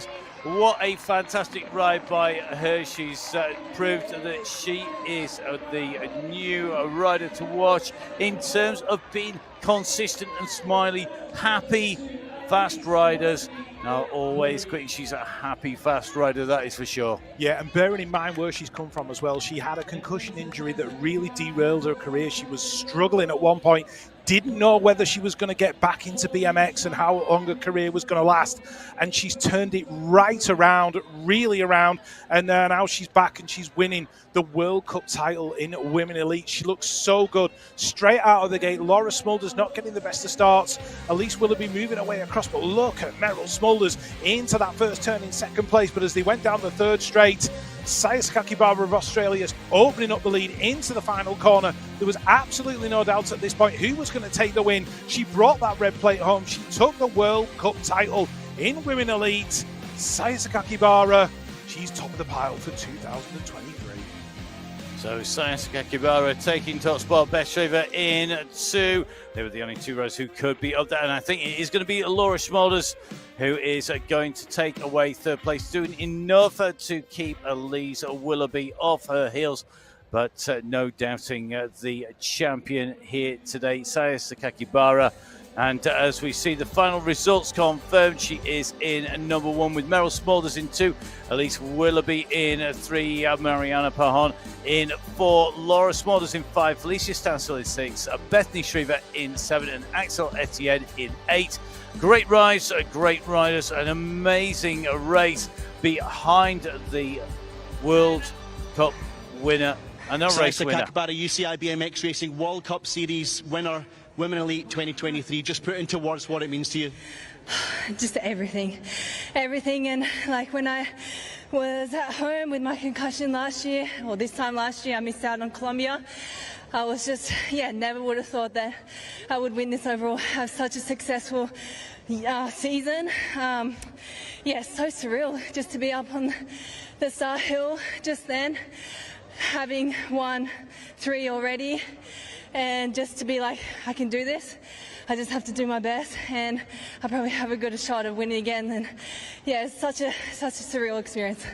You mentioned your issues in the past there, a concussion, and you made a big decision, didn't you, whether you were going to still do this or not? Yeah, this time last year I was in the lowest of the lows. Definitely thought of giving up altogether. I really didn't think it was worth the risk, but I'm so happy that I brought out the courage and gave it one more red hot go, and I think it really paid off. And as for your season, that's 5 World Cup wins this season. You've won it today with the fastest lap of the weekend. What's been the difference for you this season? I think just going through that lowest of the lows, I mean, like, it just goes to show that how important it is to go through those hard times, and there's always something better on the other side where you learn so much, and I definitely learned so much this year, and yeah, I'm just so grateful for the experience. Now, you're always someone that likes to end these interviews with a message. Do you have a message for anyone in particular today? Well, thank you to my team, my coach Luke, Toby, and everyone back at home in Australia. Couldn't have done it without them. All my sponsors, my mum and dad, Kai. Actually, I'll dedicate this one to my brother Kai. Having that number 77 on my back and on my plate is such an honour, and yeah, this one's for him. So thank you, Kai. Congratulations, Saya. You've got a trophy to get now. You. So your series winner, Saya Kakakibara, getting the trophy for top spot from Norm McCann, the UCI coordinator for BMX racing, our race winner, our series winner, and what a fantastic insight there in that interview. It is a big team behind our riders as well, isn't it? It's not just the rider, the athlete. Yes, they have to be the best, but they have to be backed up by an absolutely amazing team behind the scenes, and that's what we're seeing. We're seeing that with our champions. You can't do this solo. No, you definitely can't do it solo. You've got strength and conditioning, you've got psychologists, you've got your riding coaches. There's so much that goes into winning, you know, a World Cup championship. So yeah, congratulations to Saya. So we're going to go to our flower ceremony for our race here today. Elise Willoughby takes away 3rd place for the United States of America. It is Meryl Smulders, a 2nd place for Meryl Smulders of the Netherlands. But centre stage, it is your race winner of round 10 of the UCI BMX Racing World Cup. She's also your series winner. Saya Sakakibara of Australia takes away the flowers, the plaudits, and of course will be taking those flowers back to the team behind the stage. What a great ride by her. We can see the final standings here. So Saya Sakakibara taking top spot, Beth Shriver taking 2nd place from GB. Then Laura Smulders doing enough to hold off Elise Willoughby in that final. Meryl Smulders up into 5th place, holding off Clayton Simpson. Stansel rounding on the top 8. That was a fantastic battle at the top and all the way through the standings. Yeah, it's been a great season of racing in Women Elite here at you know, the 2023 World Cup Series, the UCI BMX Racing World Cup. But there's more racing to come with the Men Elite. So, you know, buckle up your seatbelts because, you know, the action continues. And we can't wait to see how the Men Elite final shakes down. So the men's elite final for the UCI BMX Racing World Cup at Santiago del Estero, Argentina, round 10 taking place. This is the very last race, and boy, what a race do we have for you. Roman Mayu and Joris Dode battling out for top spot. You've got Arboleda up against Markov for the 3rd place in the series overall. Sylvain Andre looking to be in the mix, but taken out of contention. Those are the riders who could be up there. Roman Mayu, Joris Dode, they are the 2 to watch in terms of the series. Arboleda, Markov for 3rd and 4th in the series, but realistically, is it going to be maybe Isidore? Is it going to be Ramirez? Will we see Nick Kimman do a Nick Kimman and just trounce everybody, pull something out of nowhere? Yeah, we're about to find out in the last final of the 2023 season. And in gate number 1 for France, the world champion. And will he take the World Cup title as well? We are about to find out. It's Roman Mayu. Gate number 2 right next to him. The only other rider in with a shout of winning the title. Having a superb season, it's Joris Dode. Gate number 3 on the 215 out of Argentina. He's already won a World Cup on this track. It's Gonzalo Molina. Gate 4 from Colombia, third overall in the standings. It's Diego Arboleda. Gate number 5 from Switzerland on the 179. The 2022 world champion, it's Simon Marcotte. Gate number 6, the 207 out of Great Britain, looking for his first World Cup win. It's Quillan Isidore. The 278 in gate number 7, Olympic bronze medalist, always entertaining on and off the track. It's Carlos Ramirez.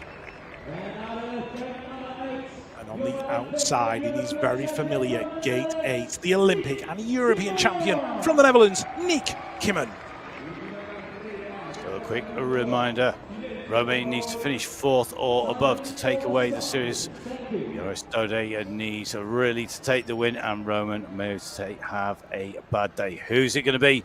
Who will be your World Cup Series winner? Who will take away the win here in round number 10? Okay. Okay, riders, rhythm start. Riders ready, watch the gate. It all comes down to this, Mayu versus Dode for the title. Looks like Mayu's going to get his nose out in front. Joris Dode's in the back of the pack right now.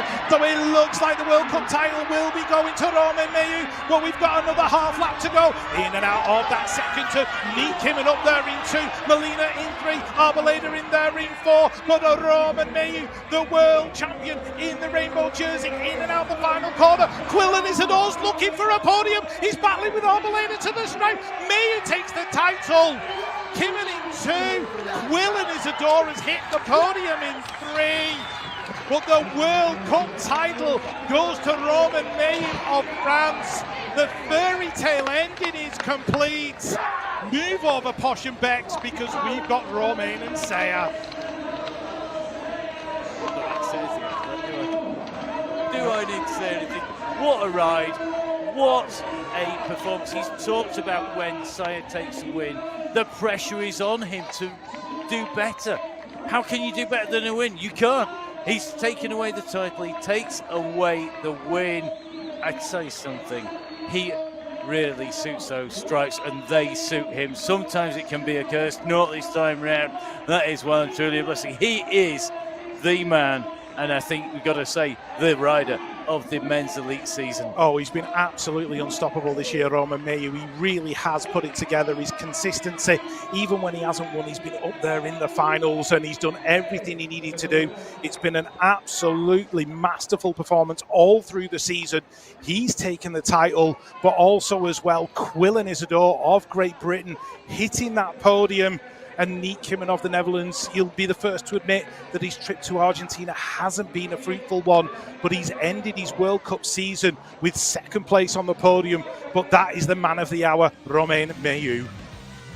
Taking a look as they came down the straight, it looked like the pressure had got to Joris Dode a little bit. He was out there in the back in 8th place. Meanwhile, Romain Mayu was out in front. Quillan Isidore went underneath Arboleda in that 2nd turn, led it into the final corner. Arboleda couldn't get back to him. Quillan took that 3rd spot on the podium. Romain Mayu knew he got the job done. Nick Kimmen rolling across in that 2nd place. Great stuff for Romain Mayu. What a rider, what a rider coming through a win in 30.089 seconds there.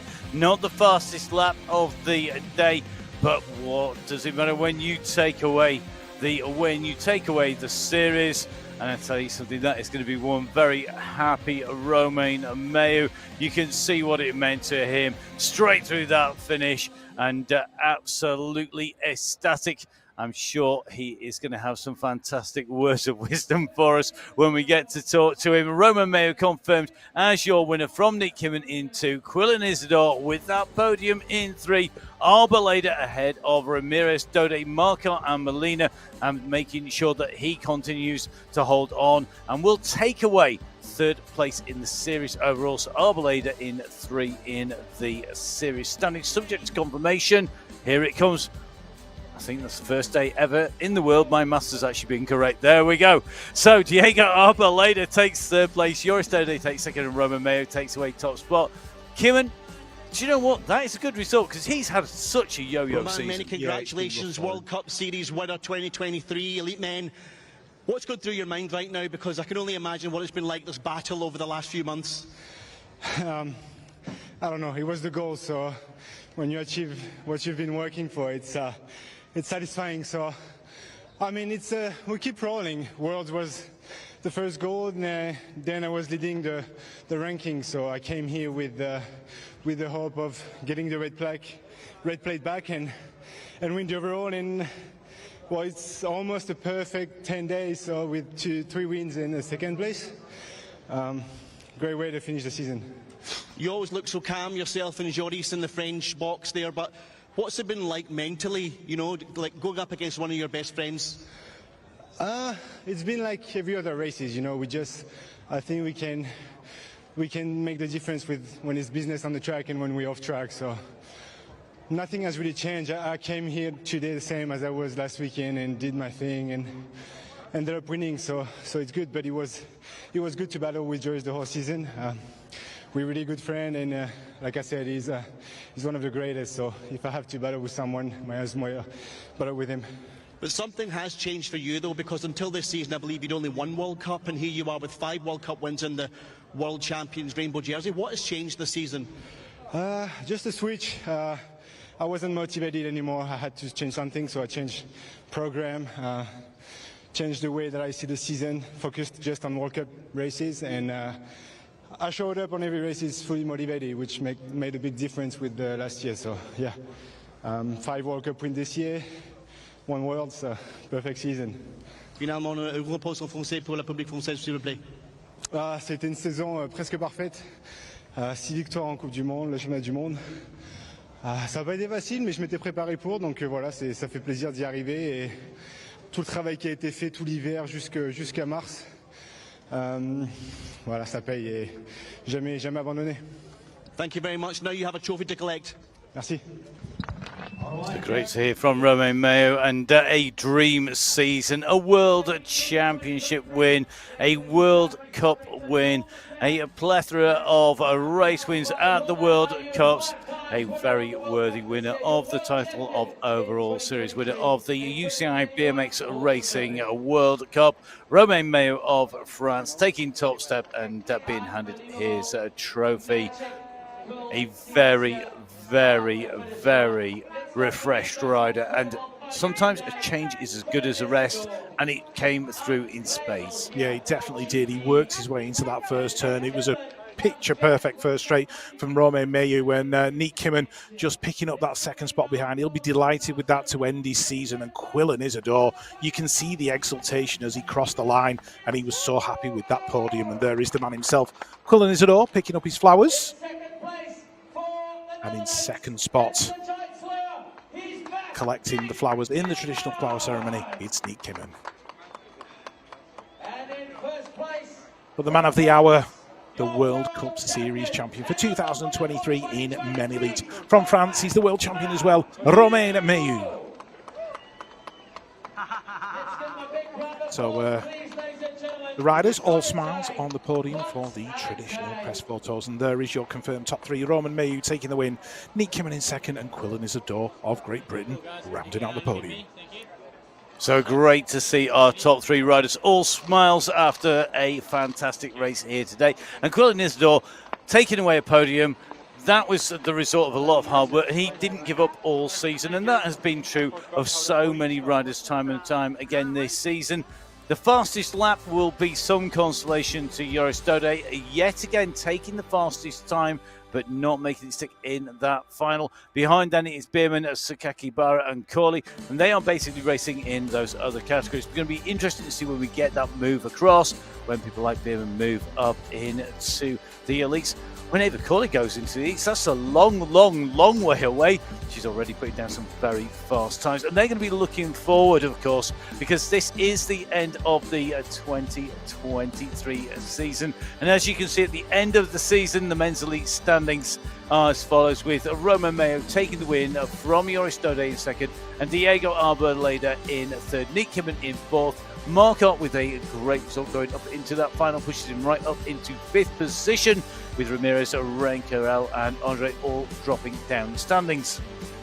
As we move on to women elite, Seiza Kakibara of Australia confirmed as your 2023 BMX Racing World Cup champion. Bethany Shriver of Great Britain a fine second place finish. Laura Smulders rounded out the top three. Elise Willoughby in four, Meryl Smulders in five, Zoe Claysons in six. So, of course, our riders are racing their way throughout a fantastic season. The last 4 rounds coming from here in Santiago del Estero. Our men's under-23 standings, well, they're headed by Rico Berman, who's shown he can win wherever we are going racing. Matteo Colsone with a well-deserved second place. And that battle between Thomas Mascherano and Tim Goosens coming down to the very last race of the men's under-23 competition. Great racing by them, and of course we look forward to seeing what they can do when some of them move up a category. Our under-23 women standings, Rich, Tessa Martinez, disappointed today, but she's won that series in style. Yeah, she certainly has. Veronica Stariska, a strong second place from her. Ava Corley, though, she's been the rider of these last few rounds, and all that effort and all that work and those results have put her inside the top 3. She couldn't ask for better than that. She certainly can't, and what a result. So, a fantastic season has been had by Rich and me, putting words to the action. It's been fantastic. And Rich, we now go into a little bit of a break, but we're going to come back pretty quickly because, of course, we're going to be coming back for the next season. It starts early because next year, it's the big year. It's Paris, and it's the Olympics coming up at what is the end of a season. Yeah, 2024, we've got some new venues on the World Cup Series. We've got Brisbane and Rotorua, and also as well Tulsa in the USA. So it's going to be really interesting to see how that breaks down. It certainly is. Well, Rich and I have had a great time putting words to the action. Please make sure you tune in next year when we kick off the racing from Rotorua on the 10th and 11th of February. Great to see our riders in action. But from me, Matt Payne. And me, Rich Eames. Stay safe. We'll see you again soon. Goodbye. Goodbye.